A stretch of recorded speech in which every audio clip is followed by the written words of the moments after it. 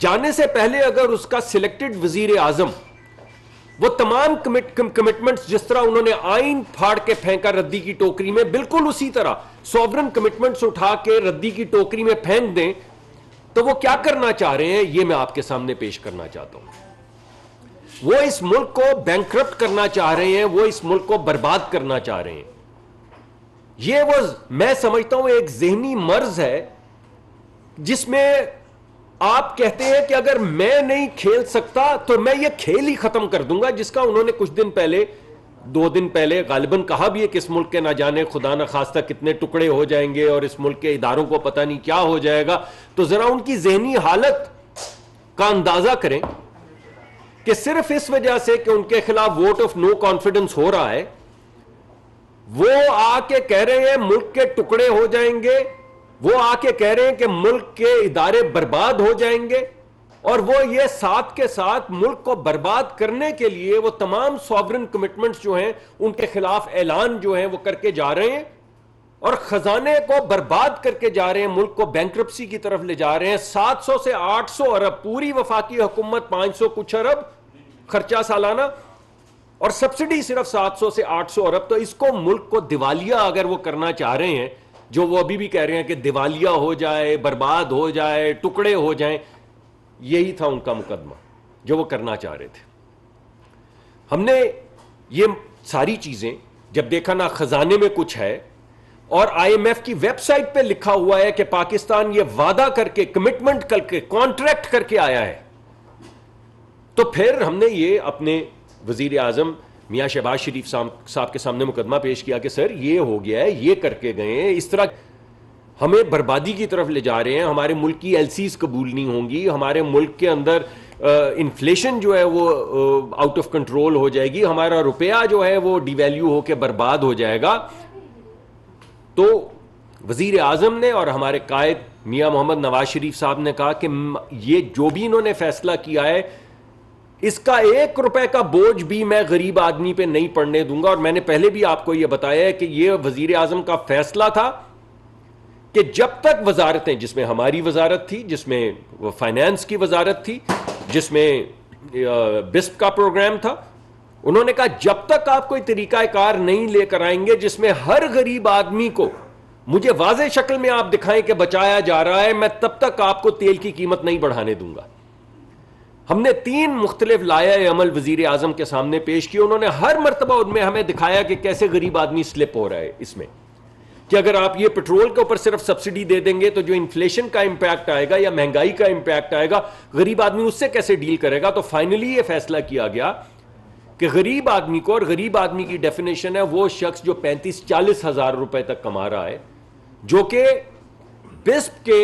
Data کے مطابق 6 میں سے 4 خاندان پاکستان میں یہ ملک کی بربادی کر کے گئے ہیں، ملک میں غربت پھیلا کر گئے ہیں، کہ 6 میں سے 4 خاندان جو ہیں اس وقت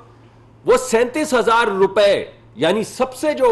چوتھا امیر ترین خاندان، وہ 37,000 روپے ایوریج سے کم پیسے کما رہا ہے۔ تو انہوں نے کہا کہ ہمیں اس کا سلوشن دے کر جائیں، تو وہ سلوشن آپ کے سامنے پیش کر دیا گیا ہے۔ ہر وہ شخص جو اس انکم رینج کے اندر ہے اس کو 2,000 کا وظیفہ دیا جائے گا، تاکہ وہ اپنی ٹرانسپورٹیشن پہ خرچ کریں، اپنے کھانے پہ خرچ کریں، یا جو بھی ان کی ضروریات ہیں ان کے مطابق وہ ان پیسوں سے کچھ سہولت اپنے لیے پیدا کر سکیں۔ پھر اس کے بعد یہ مشکل فیصلے کیے گئے ملک کو بربادی سے بچانے کے لیے، ملک کو دیوالیہ پن سے بچانے کے لیے، اور ایک ایسی سٹیبلٹی کریٹ کرنے کے لیے جس کے بعد اب آہستہ آہستہ انشاءاللہ آپ دیکھیں گے کچھ مہینوں کے اندر، میں کچھ بہت لمبی بات نہیں کر رہا ہوں، انشاءاللہ کچھ مہینوں کے اندر آپ کو پہلے سٹیبلٹی نظر آئے گی، کچھ تکلیف نظر آئے گی۔ وہ تکلیف کسی حد تک تو وفاقی حکومت نے برداشت کی ہے،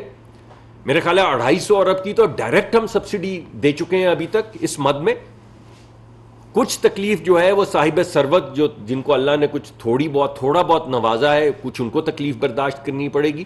اور حتی الامکان ہماری کوشش یہ ہے کہ غریب آدمی کو پر کوئی بوجھ نہ پڑے، جس کے لیے وہ طریقہ کار جس کا اعلان کر دیا گیا ہے، وہ اماؤنٹ جس کا اعلان کر دیا گیا ہے 2,000 روپے تک، وہ ہر خاندان کو جو غریب خاندان ہے انہیں دی جائے گی، تاکہ وہ اپنی ضروریات کے مطابق اس معاملے کو حل کرتے چلے جائیں۔ یہ مشکل فیصلہ تھا, یہ مشکل فیصلہ کیا گیا, مگر یہ مشکل فیصلہ ملک کو بربادی سے بچانے کے لیے کیا گیا. اور آپ نے دیکھا ہے سٹاک مارکیٹ کے حوالے سے بھی اور روپے کی استقامت کے حوالے سے بھی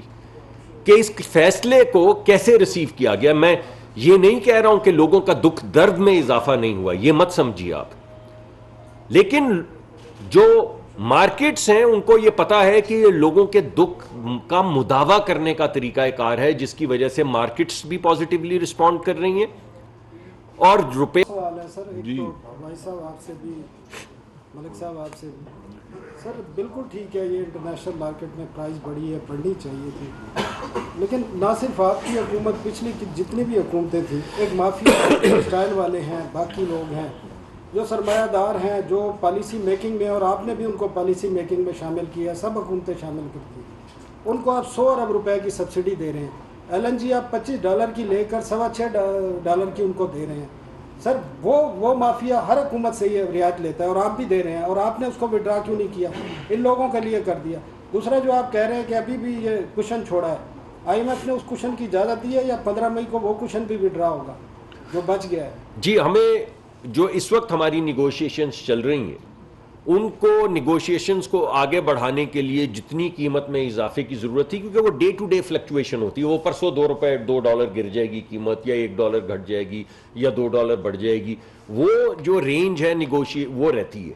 مگر جو بنیادی ریکوائرمنٹ تھی اپنی آئی ایم ایف کی اور دیگر بین الاقوامی ادارے, صرف آئی ایم ایف نہیں ہے, ورلڈ بینک ہے, ایشین ڈیولپمنٹ بینک ہے, ہمارا بانڈ ہے جو ٹریڈ ہو رہا تھا, وہ بانڈ ہمارا 50 پیسے کے اوپر آ گیا ہوا تھا, اس کی قیمت جو ہے انٹرنیشنل بانڈز کی, ان کو استقامت دینے کے لیے, یہ تمام چیزیں کرنے کے لیے جتنی قیمت بڑھانے کی ضرورت تھی وہ بڑھا دی گئی ہے. بھائی صاحب اصل سوال بتائیں نا, 100 ارب کی آپ دے رہے ہیں, میرے بھائی 100 ارب کی نہیں دے رہے, ایکسپورٹ انڈسٹری کو جس سے ہمیں ڈالر ملتے ہیں,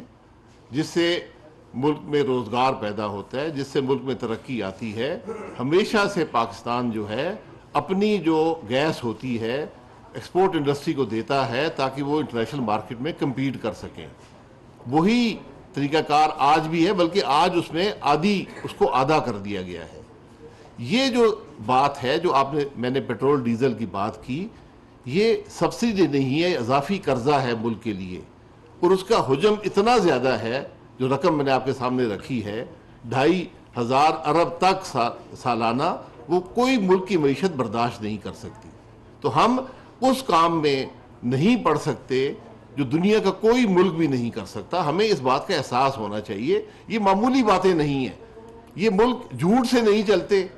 ملک جھوٹے وعدوں سے نہیں چلتے, ملک ٹویٹ سے نہیں چلتے, ملک حقائق پر چلتے ہیں. اور جہاں آج ہمارا ملک ہے اس کی معیشت کے معاملات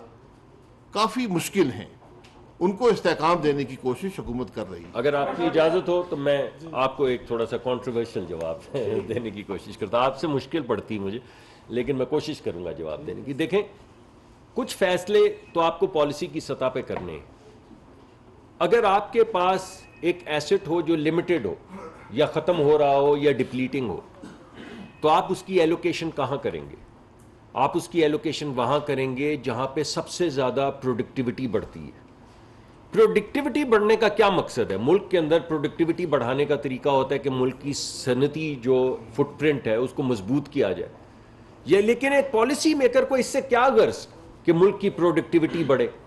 وہ غرض ہماری یہ ہے کہ جب ملک کی پروڈکٹیوٹی بڑھتی ہے اور کاروبار میں چھوٹے بڑے کاروبار بڑھتے ہیں تو لوگوں کو نوکریاں ملتی ہیں, لوگوں کے گھروں کے اندر انکم آتی ہے, لوگ جو ہیں اپنے بچوں کو پال سکتے ہیں, ان کو صحت فراہم کر سکتے ہیں, ان کو اسکول بھیج سکتے ہیں, اپنے بزرگ ہیں ان کی خدمت کر سکتے ہیں. تو ایک طرح سے ایک بیلنسنگ ایکٹ ہے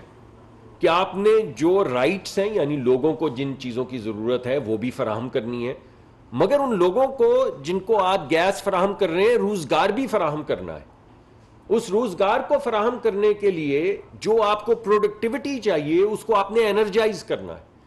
تو آپ ایک پورٹ فولیو بناتے ہیں کہ کچھ آپ کی گیس جو ہے وہ ان سیکٹرز میں جائے جس سے ملکی پیداوار یا ملکی پروڈکٹیوٹی بڑھے. یہ ایگریکلچر میں بھی ہم کرتے ہیں, یہ صنعت کے اندر بھی کرتے ہیں, کیونکہ 2 بڑے یہ ایسے ایریاز ہیں جس میں ہمارے ملک کے اندر روزگار لوگوں کو ملتا ہے. ہمارے ملک میں روزگار ملتا ہے